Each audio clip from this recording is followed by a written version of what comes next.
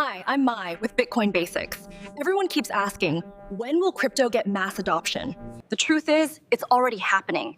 Inside the banks, inside the payment systems, inside the financial rails that move the world's money. Today, I'll show you proof straight from a Federal Reserve conference, where leaders from BNY Mellon, Lead Bank, Fireblocks, and Chainlink revealed how traditional finance is merging with decentralized finance right now. The convergence of our traditional financial system with a new system called decentralized finance, or DeFi. When the Fed is talking about DeFi, that's not the future, that's right now. Chainlink's founder, Sergey Nazarov, explained that Chainlink powers about 70% of all DeFi globally and is now working directly with Swift, DTCC, JP Morgan, and UBS. Chainlink, on the topic of DeFi, powers approximately 70% of DeFi globally and over 85% of DeFi on top chains like Ethereum, providing data and other key services to make sure that the infrastructure underpinning the transactions and operations of DeFi are correctly executed.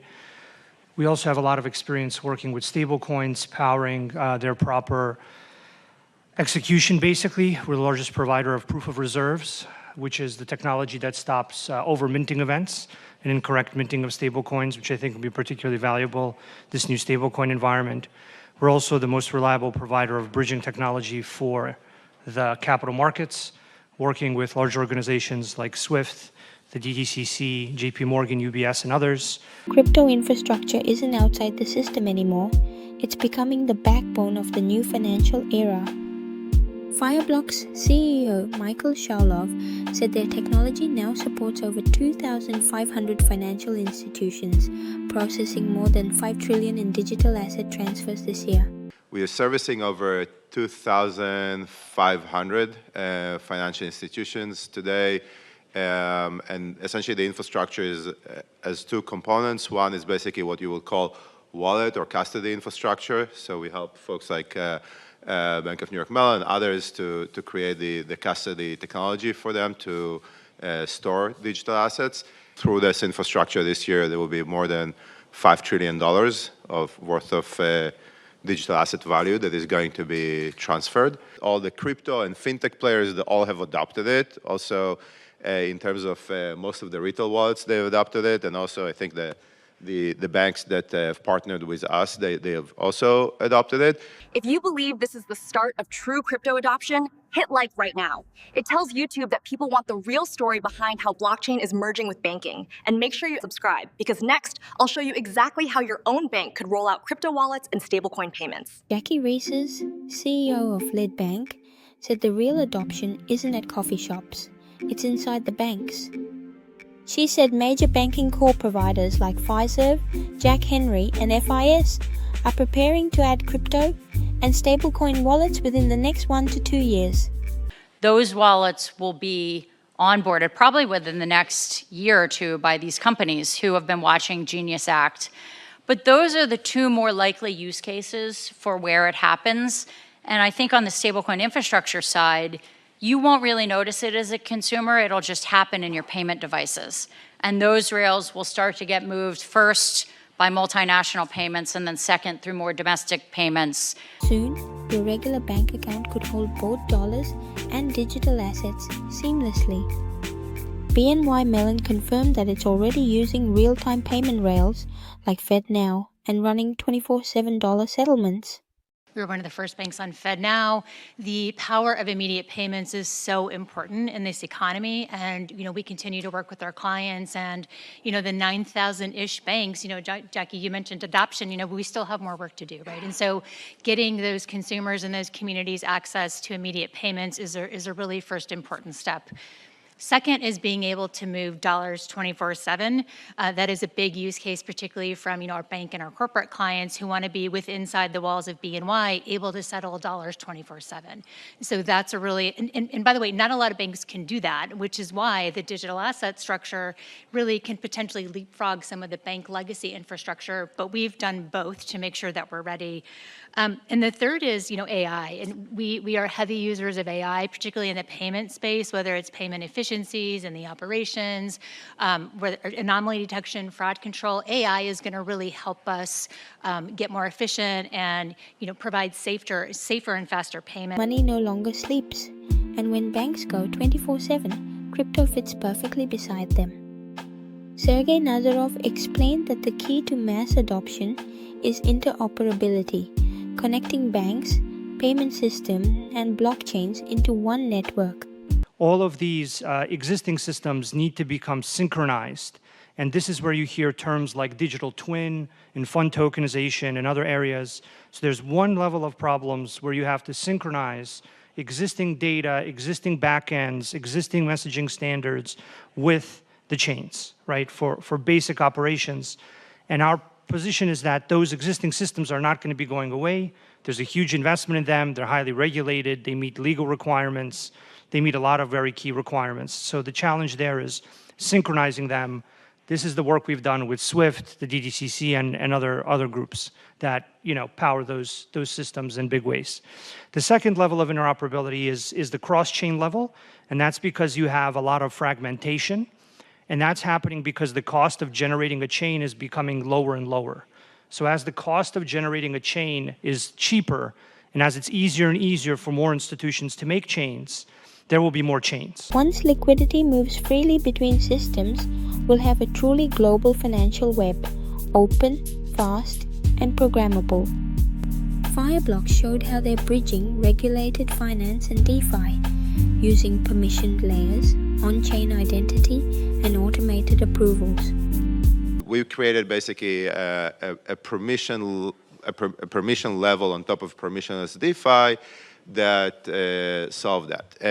Now, kind of fast forward to today, we have a bunch of projects in flight that are integrating DeFi and also providing the compliance level layer for DeFi, targeting the institutional market. I would say that the main appetite right now over there is coming from the large fintechs, like the names that were mentioned here before, that they are, whether it's like the Stripes, the Revoluts of the world, etc., that they're already digital ready. I mean, they already have wallets, they already have like sizable amount of users in the tens of millions of users that own crypto assets and specifically stablecoins, and they want to figure out how do they now leveraging Aave, Morpho, Uniswap, all those things to basically give their clients better, more robust access to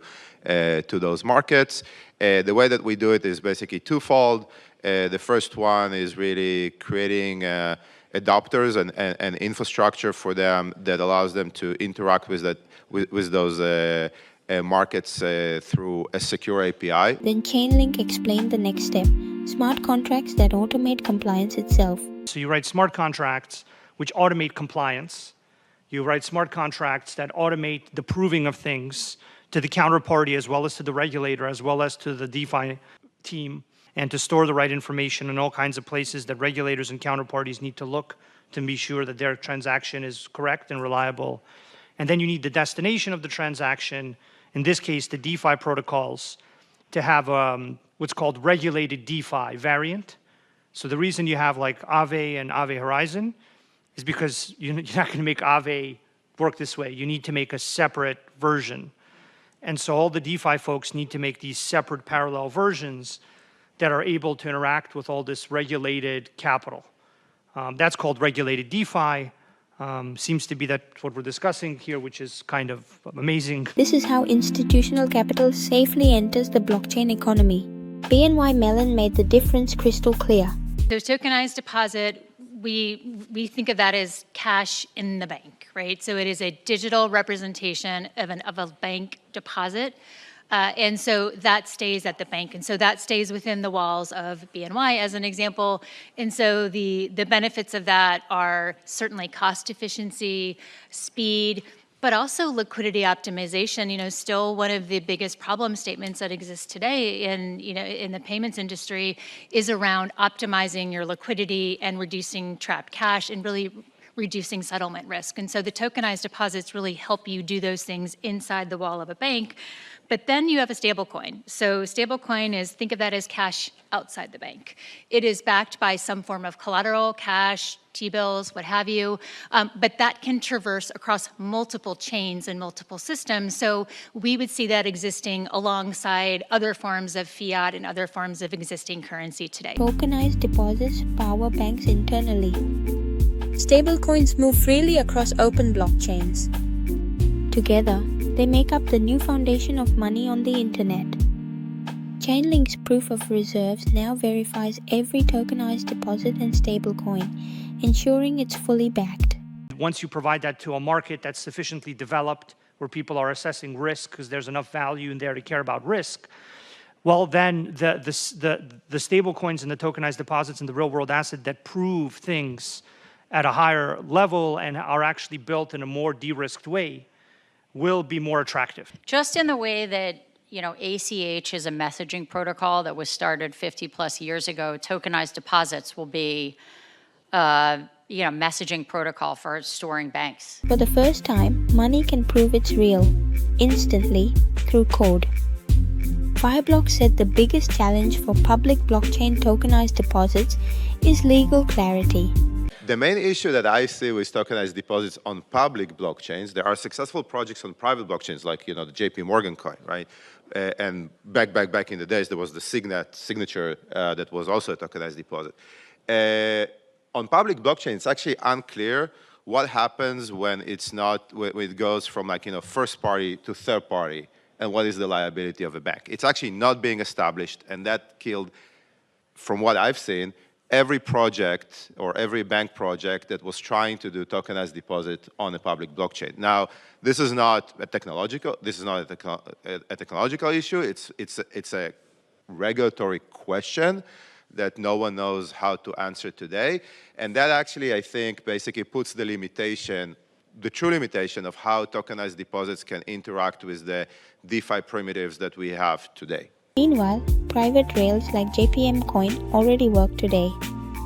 Lead Bank added that the biggest barrier isn't technology, it's knowledge and execution. Yeah. I don't think that there is technology as holding people back today. I think it's knowledge and ability to execute around building. And so on the knowledge side, I'd say core teams of financial services are not geared to have the insight and judgment to understand what's being built on a blockchain and how the products work. And so it's hard to both regulate or oversee something as a financial institution when you truly don't understand it. And so the knowledge gap, I'd say, is pretty extreme. The banking world has to learn to operate at crypto speed. At the end of the panel, everyone gave the Federal Reserve the same advice. Make its infrastructure compatible with stablecoins and tokenized deposits. Provide clear risk guidance. And prepare for a new age of AI and 24/7 payments. I would make the existing Fed infrastructure compatible with the stablecoin, tokenized deposit, and other payments infrastructure.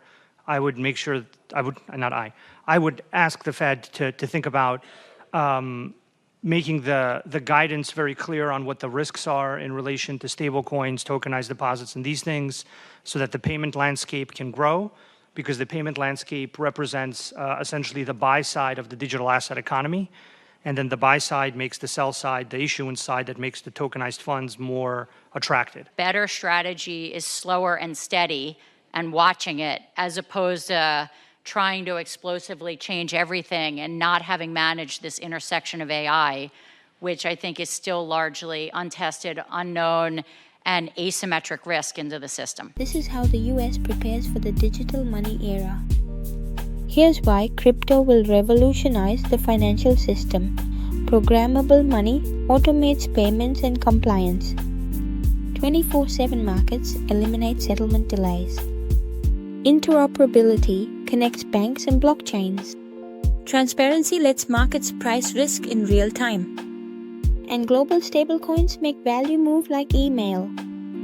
Crypto isn't replacing the system, it's merging with it. And when the Federal Reserve, Wall Street banks, and blockchain innovators are all building together, That's not a prediction. That's mass adoption. If you've been waiting for a sign that crypto's going mainstream, this is it. The bridge between banks and blockchains is here. Tap like and comment and subscribe for more breakdowns on how institutions are adopting crypto. See you in the next one.